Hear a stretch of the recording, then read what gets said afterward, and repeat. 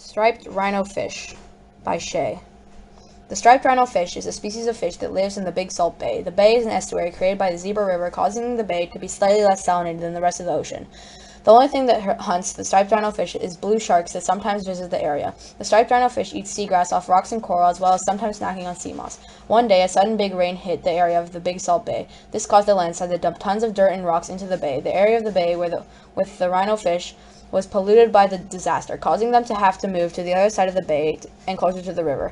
In this new habitat, the water was slightly less salty, causing the color of the rhino fish to darken. There was also less food in this area, so the rhino fish adapted to be able to eat new kinds of seagrass. This caused changes in its mouth, allowing it to have a stronger jaw to rip off pieces of bigger grasses. Because of the landslide in the old living place of the striped rhino fish, there were too many fish that moved to this new area. Soon the food began to run out, and the fish had to move again.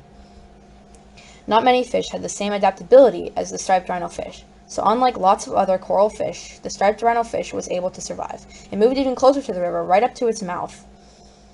There, the water was even less salty, and there were barely any good grasses to eat. This caused the fish to darken again, and began to adapt to a carnivorous diet.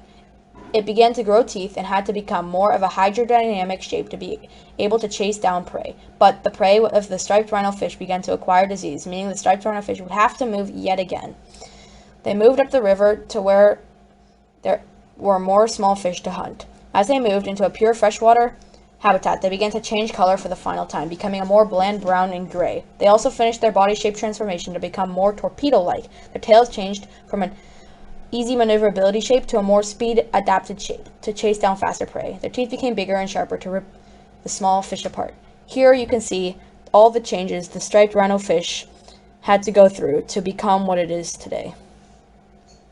Thank you for watching my presentation on the striped rhino fish and the adaptability that it has. Goodbye.